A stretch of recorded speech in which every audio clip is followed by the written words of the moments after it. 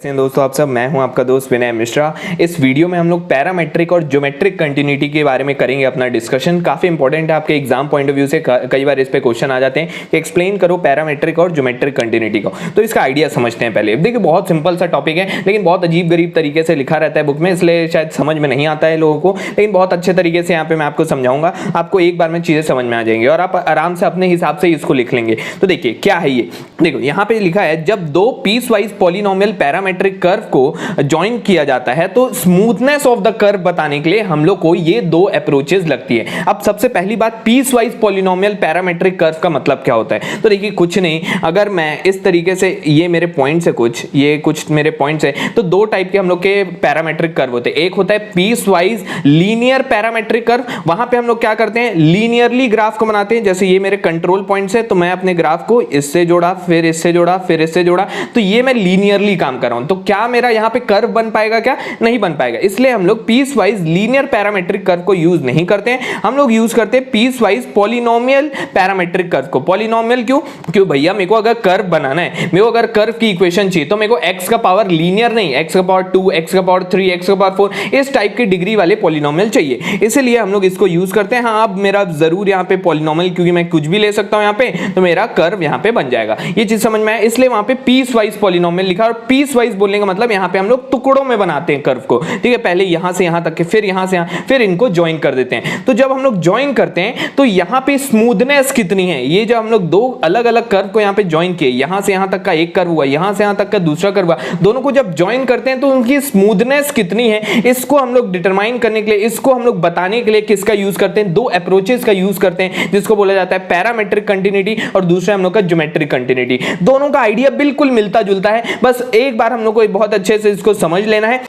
सबसे पहले इसको एक एग्जांपल से समझाता हूं आपको, ताकि चीजें आपके दिमाग में बैठ जाएं। आखिर आइडिया क्या है, क्यों इसको यूज किया जाता है, कंप्यूटर ग्राफिक्स में इसका क्या इस्तेमाल है, ये आपको समझ में आ जाएगा। उसके बाद इस चीजों को पढ़ेंगे, अपने आप चीजें क्लियर हो जाएंगी। तो देखिए एक एग्जांपल के थ्रू इसको समझते हैं। क्या कुछ है क्या यहाँ पे, ठीक है, ये पेन, ठीक है, ये पेन है मेरे पास, ठीक है। इसके थ्रू मैं आपको समझाने की कोशिश करता हूँ, ठीक है। देखो हम लोग बचपन में, आपको याद होगा कि हम लोग ट्रेन सेट नाम का कुछ होता था। ट्रेन सेट से हम लोग ऐसा कुछ खेलते थे कि एक पटरियों ऐसा जोड़ देते थे, ठीक है। तो ऐसा मान लेते हैं वो जो पटरियां हैं, एक पटरी मेरा एक कर्व है, दूसरा पटरी मेरा दूसरा कर्व है, ठीक है। इतना चीज समझ में, बहुत बढ़िया। अब देखो, अगर मैं यहाँ पे, हम लोग यहाँ पे तीन टाइप की कंटिन्यूटी होंगी, एक जीरो ऑर्डर होगा, एक फर्स्ट ऑर्डर होगा, एक सेकंड ऑर्डर होगा। तो पहले जीरो ऑर्डर को समझने की कोशिश करते हैं। देखिए ये मेरा एक पेन है जो कि मेरा एक कर्व है, ये मेरा दूसरा पेन है जो कि दूसरा कर्व है। यहाँ पे मैं दो अलग अलग टाइप की पेन है, ये देखो, ये दूसरे कंपनी की भी पेन है, ये दूसरे कंपनी की पेन है, ठीक है। ये दो अलग अलग टाइप के अगर मैं पेन को ऐसा ज्वाइन करने की कोशिश किया हूं, ठीक है, ऐसा मैं ज्वाइन करने की कोशिश किया हूं, तो इसका मतलब क्या, जब मेरी यहां पर से ट्रेन आएगी तो यहां पे उसको थोड़ा दिक्कत होगा, ठीक है। इस पॉइंट पे उसको थोड़ा दिक्कत होगा,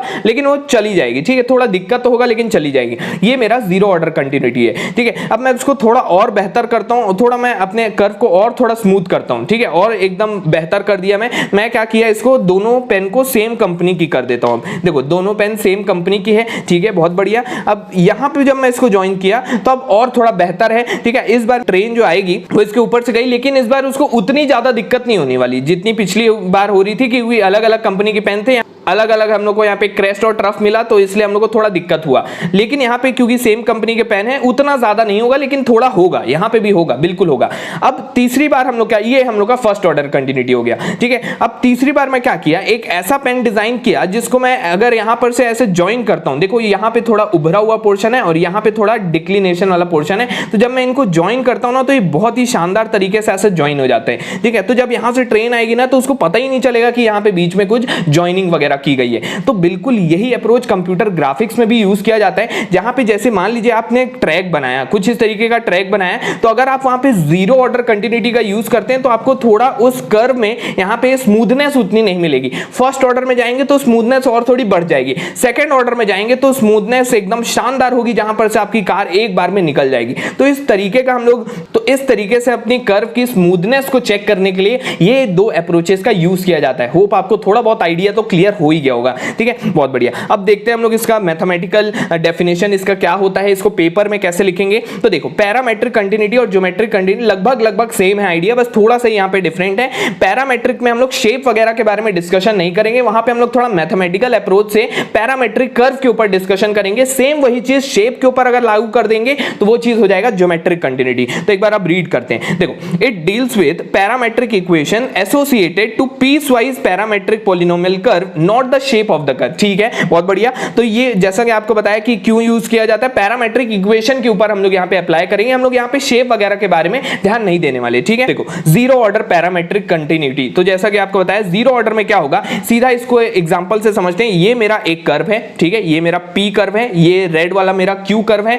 अब देखिए यहाँ पे कर्व का स्टार्टिंग हो रहा है, यहाँ पे पैरामेट्रिक जो भी हम लोग का वेरिएबल है जैसे t है, तो यहाँ पे t का वैल्यू 0 होगा और यहाँ पे मैक्सिमम होगा t का वैल्यू 1। अब ये जो q वाला कर्व है रेड पेन से जो मैं लिखा हूं, यहाँ पे t का वैल्यू क्या है मेरा 0 है, ठीक है, और यहाँ पे q का वैल्यू क्या है मेरा 1 है, ठीक है, लास्ट पॉइंट पे q का वैल्यू मेरा 1 है, बहुत बढ़िया। अब आगे आते हैं, एक मिनट पेंसिल मैं ले लेता हूं, हाँ ठीक है। अब देखो यहाँ पे t का वैल्यू 0 और यहाँ पे t का वैल्यू 1, तो यहाँ पे अगर जॉइनिंग पॉइंट सेम हुआ, मेरा जॉइनिंग पॉइंट अगर मेरा सेम होता है, तब मैं उसको बोलूंगा zero order parametric continuity. C0 से उसको रिप्रेजेंट किया जाता है। तो इसका मतलब क्या, P at t is equal to 1, P के लिए क्या था, ये ब्लैक पेन से जो मैं लिखा हूं, P at t is equal to 1 should be equal to Q at t is equal to 0, तब मैं उसको क्या बोलूंगा, zero order parametric continuous curve बोलूंगा, ठीक है, बहुत बढ़िया। अब देखो ये वाले एग्जांपल में क्या ये जीरो ऑर्डर कंटिन्यूअस कर्व है, तो देखो यहाँ पे ये ब्लैक पेंसिल से जो बना है ये P कर्व है, ये रेड पेन से जो बना है ये Q कर्व है। एक का एंडिंग पॉइंट दूसरे के स्टार्टिंग पॉइंट से मैच नहीं कर रहा है, इसका मतलब ये जीरो ऑर्डर कंटिन्यूअस कर्व नहीं है,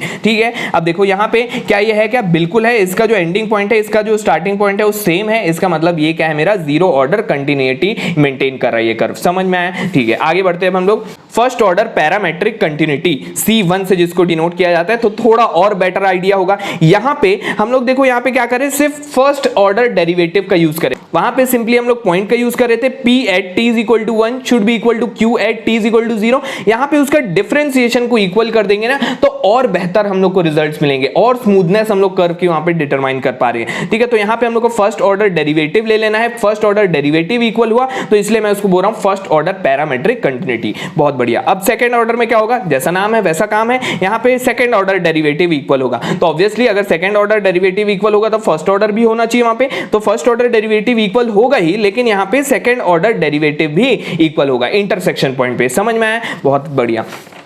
आगे बढ़ते हैं हम लोग, ज्योमेट्रिक कंटिन्यूटी कंडीशन पे अब हम लोग चर्चा करते हैं। देखिए बिल्कुल आइडिया सेम है, ठीक है, जैसा वो है बिल्कुल यहाँ पे भी वही आइडिया है, ठीक है।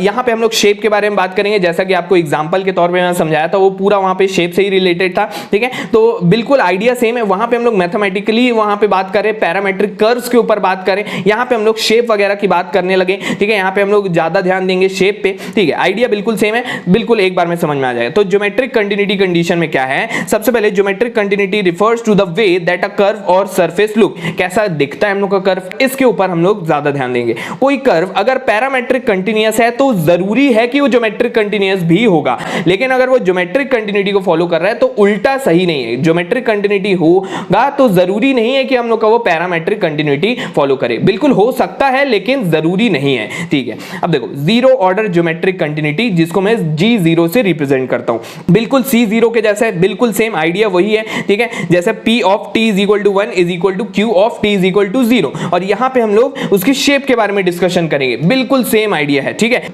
एक कर्व का ending point should be equal to दूसरे कर्व का स्टार्टिंग पॉइंट, तब मैं बोलूंगा कोई एक कर्व मेरा ज्योमेट्रिक कंटिन्यूटी फॉलो कर रहा है, ठीक। आगे बढ़ते हैं हम लोग, फर्स्ट ऑर्डर ज्योमेट्रिक कंटिन्यूटी क्या होगा, तो देखिए यहां पे आइडिया बिल्कुल सेम है। पिछली बार हम लोग का इक्वल होता था, यहां पे इक्वल नहीं होगा, यहां पे प्रोपोर्शनल होगा, ठीक है। P dash at t is equal to 1 should be proportional to Q dash at t is equal to 0। इसका मतलब क्या, इसका मतलब ये कि अगर मैं वहां पे टेंजेंट बनाऊं, डेरिवेशन का मतलब यही होता है, डेरिवेटिव का मतलब क्या होता है, डिफरेंशिएशन का मतलब स्लोप ऑफ टेंजेंट। अगर मैं वहां पे स्लोप लूं, ठीक है, तो वहां पर से टेंजेंट वेक्टर का जो डायरेक्शन होगा ना वो बिल्कुल सेम होगा, लेकिन मैग्नीट्यूड जरूरी नहीं है कि सेम हो, इसलिए यहां पे प्रोपोर्शनल शब्द का यूज किया गया है, क्योंकि वहां पे डायरेक्शन बिल्कुल सेम होगा लेकिन मैग्नीट्यूड जरूरी नहीं है कि सेम हो, ठीक है। तो यहां पे मैं एग्जांपल के तौर पे यहां पे बनाया हूं कर्व, पेंसिल से जो ब्लैक कलर में दिख रहा है ये मेरा P कर्व है, ये मेरा Q कर्व है। अगर मैं इस पॉइंट पे टेंजेंट लूं तो दोनों का डायरेक्शन बिल्कुल सेम होगा, मैग्नीट्यूड जरूरी नहीं है कि वो सेम हो। समझ में आया? ठीक है। अब सेकंड ऑर्डर ज्योमेट्रिक कंटिन्यूटी में क्या होता है, यहां पे भी वही चीज, यहां पे भी क्या होगा, सेकंड ऑर्डर डेरिवेटिव जो होगा वो क्या होगा, प्रोपोर्शनल होगा अपने p double dash at t is equal to 1 should be proportional to q double dash at t is equal to 0। Proportional है इसका मतलब यहां पे कांस्टेंट आ गया है। ठीक है, तो ये अगर सेकंड ऑर्डर डेरिवेटिव फॉलो कर रहा है तो फर्स्ट ऑर्डर भी करेगा, तो इसलिए यहां पे both first and second order derivative के प्रोपोर्शनल होगा, ये चीज लिखा हुआ है। समझ में आया इसका आइडिया? ठीक है, मैं आपको एग्जांपल के थ्रू इसको समझा दिया क्या इसका आइडिया है, क्यों इसको यूज करते हैं कंप्यूटर ग्राफिक्स में। तो इस वीडियो के लिए इतना ही रखता हूं, अगले वीडियो मिलूंगा जहां पे आपको बीजर कर्व के बारे में बताऊंगा, बहुत ही शानदार डिस्कशन होगा, बहुत ही ज्यादा इंपॉर्टेंट होने वाला है वो वीडियो, उस वीडियो को मिस नहीं करना। इस वीडियो के लिए इतना ही रखता हूं, मिलता हूं अपने अगले वीडियो में। Thank you.